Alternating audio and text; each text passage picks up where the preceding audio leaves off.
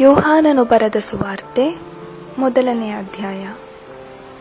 ಆದಿಯಲ್ಲಿ ವಾಕ್ಯವಿತ್ತು, ಆ ವಾಕ್ಯವು ದೇವರ ಬಳಿಯಲ್ಲಿತ್ತು, ಆ ವಾಕ್ಯವು ದೇವರಾಗಿತ್ತು. ಆ ವಾಕ್ಯವೆಂಬುವನು ಆದಿಯಲ್ಲಿ ದೇವರ ಬಳಿಯಲ್ಲಿದ್ದನು. ಆತನ ಮೂಲಕವಾಗಿ ಸಮಸ್ತವು ಉಂಟಾಯಿತು.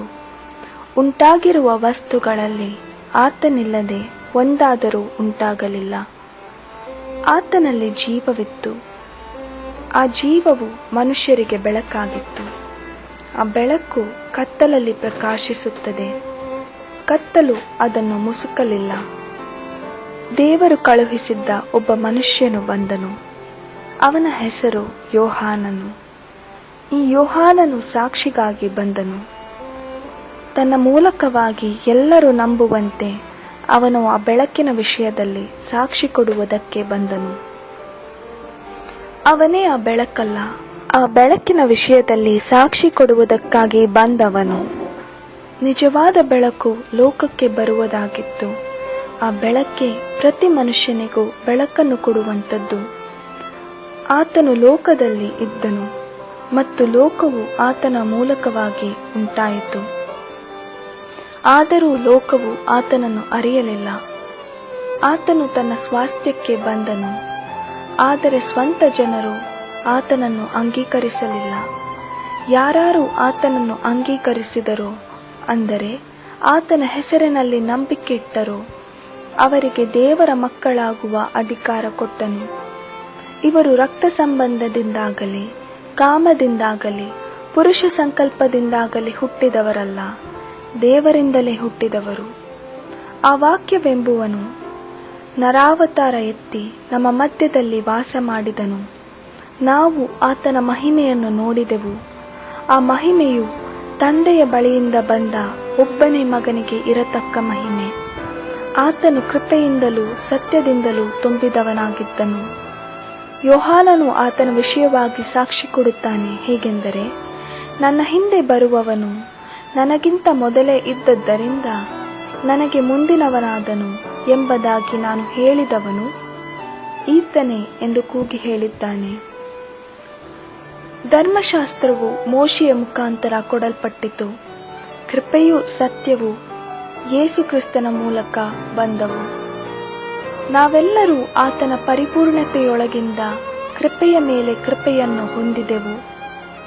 ದೇವರನ್ನು ಯಾರೂ ಎಂದೂ ಕಂಡಿಲ್ಲ. ಯಾವನು ಏಕಪುತ್ರನು ಸ್ವತಃ ದೇವರೂ ಆಗಿದ್ದು ತಂದೆಯ ಎದೆಯಲ್ಲಿದ್ದಾನೋ ಆತನೇ ತಿಳಿಯಪಡಿಸಿದನು.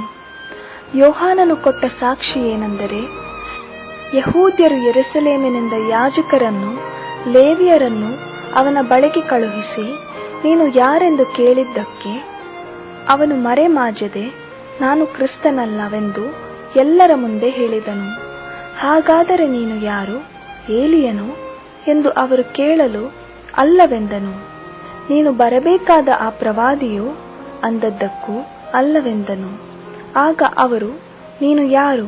ನಮ್ಮನ್ನು ಕಳುಹಿಸಿದವರಿಗೆ ನಾವು ಉತ್ತರ ಹೇಳಬೇಕಲ್ಲ, ನಿನ್ನ ವಿಷಯವಾಗಿ ಏನು ಹೇಳುತ್ತಿ ಎಂದು ಕೇಳಲು ಅವನು, ಕರ್ತನ ದಾರಿಯನ್ನು ನೆಟ್ಟಗೆ ಮಾಡಿರಿ ಎಂದು ಅಡವಿಯಲ್ಲಿ ಕೂಗುವವನ ಶಬ್ದವದೇ ಎಂಬುದಾಗಿ ಯೆಶಾಯ ಪ್ರವಾದಿಯು ಹೇಳಿದನಷ್ಟೇ.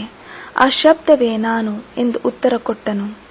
ಬಂದಿದ್ದವರು ಫರಿಸಾಯರ ಕಡೆಯವರಾಗಿದ್ದು, ನೀನು ಕ್ರಿಸ್ತನು, ಏಲಿಯನು, ಆ ಪ್ರವಾದಿಯು ಅಲ್ಲವಾದರೆ ಸ್ನಾನ ಮಾಡಿಸುವುದೇನು ಎಂದು ಅವನನ್ನು ಕೇಳಿದರು. ಅದಕ್ಕೆ ಯೋಹಾನನು, ನಾನು ನೀರಿನಿಂದ ಸ್ನಾನ ಮಾಡಿಸುವವನು, ಆದರೆ ನೀವು ಅರಿಯದೆ ಇರುವ ಒಬ್ಬಾತನು ನಿಮ್ಮ ಮಧ್ಯದಲ್ಲಿ ನಿಂತಿದ್ದಾನೆ. ಆತನೇ ನನ್ನ ಹಿಂದೆ ಬರತಕ್ಕವನು. ಆತನ ಕೆರದ ಬಾರನ್ನು ಬಿಚ್ಚುವುದಕ್ಕೂ ನಾನು ಯೋಗ್ಯನಲ್ಲ ಅಂದನು. ಇದೆಲ್ಲ ಯೋರ್ದಾನ್ ಹೊಳೆಯ ಆಚೆ ಕಡೆಯಲ್ಲಿರುವ ಬೆತಾನ್ಯದಲ್ಲಿ ನಡೆಯಿತು. ಅಲ್ಲಿ ಯೋಹಾನನು ಸ್ನಾನ ಕೊಡುತ್ತಿದ್ದನು. ಮರುದಿನ ಯೋಹಾನನು ತನ್ನ ಕಡೆಗೆ ಬರುವ ಯೇಸುವನ್ನು ನೋಡಿ, ಅಗೋ, ಯಜ್ಞಕ್ಕೆ ದೇವರು ನೇಮಿಸಿದ ಕುರಿ, ಲೋಕದ ಪಾಪವನ್ನು ನಿವಾರಣೆ ಮಾಡುವವನು, ನನ್ನ ಹಿಂದೆ ಬರುವವನು ನನಗಿಂತ ಮೊದಲೇ ಇದ್ದದ್ದರಿಂದ ನನಗೆ ಮುಂದಿನವನಾದನು ಎಂದು ನಾನು ಹೇಳಿದ ಮಾತು ಈತನ ವಿಷಯವಾಗಿಯೇ. ನನಗೂ ಆತನ ಗುರುತಿರಲಿಲ್ಲ, ಆದರೆ ಆತನು ಇಸ್ರಾಯೇಲ್ಯರಿಗೆ ತಿಳಿಯಪಡಿಸುವುದಕ್ಕೋಸ್ಕರವೇ ನಾನು ನೀರಿನ ಸ್ನಾನ ಮಾಡಿಸುವವನಾಗಿ ಬಂದೆನು ಅಂದನು. ಇದಲ್ಲದೆ ಯೋಹಾನನು ಸಾಕ್ಷಿ ಕೊಟ್ಟು ಹೇಳಿದ್ದೇನೆಂದರೆ, ದೇವರಾತ್ಮನು ಪಾರಿವಾಳದಂತೆ ಆಕಾಶದಿಂದ ಇಳಿಯುವುದನ್ನು ನೋಡಿದನು. ಅದು ಆತನ ಮೇಲೆ ನೆಲೆಗೊಂಡಿತು.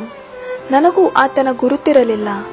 ಆದರೆ ನೀರಿನ ಸ್ನಾನವನ್ನು ಮಾಡಿಸುವುದಕ್ಕೆ ನನ್ನನ್ನು ಕಳುಹಿಸಿದಾತನು, ಯಾವನ ಮೇಲೆ ಆತ್ಮನು ಇಳಿದು ಬಂದು ಇರುವುದನ್ನು ನೀನು ನೋಡುವೆಯೋ ಆತನೇ ಪವಿತ್ರಾತ್ಮದ ಸ್ನಾನವನ್ನು ಕೊಡುವವನು ಎಂದು ತಾನೇ ನನಗೆ ಹೇಳಿದನು.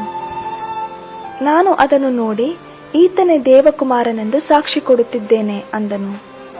ಮರುದಿನ ತಿರುಗಿ ಯೋಹಾನನು ಅವನ ಶಿಷ್ಯರಲ್ಲಿ ಇಬ್ಬರು ನಿಂತುಕೊಂಡಿದ್ದಾಗ ಯೋಹಾನನು ಅಲ್ಲಿ ತಿರುಗಾಡುತ್ತಿರುವ ಯೇಸುವನ್ನು ನೋಡಿ, ಅಗೋ, ಯಜ್ಞಕ್ಕೆ ದೇವರು ನೇಮಿಸಿದ ಕುರಿ ಅಂದನು. ಆ ಇಬ್ಬರು ಶಿಷ್ಯರು ಅದನ್ನು ಕೇಳಿ ಯೇಸುವಿನ ಹಿಂದೆ ಹೋದರು. ಯೇಸು ಹಿಂತಿರುಗಿ ಅವರು ತನ್ನ ಹಿಂದೆ ಬರುವುದನ್ನು ಕಂಡು, ನಿಮಗೆ ಏನು ಬೇಕಾಗಿದೆ ಎಂದು ಕೇಳಲು ಅವರು, ರಬ್ಬಿಯೇ, ನೀನು ಇಳಿಕೊಂಡಿರುವುದು ಎಲ್ಲಿ ಅಂದರು. ರಬ್ಬಿ ಅಂದರೆ ಗುರು.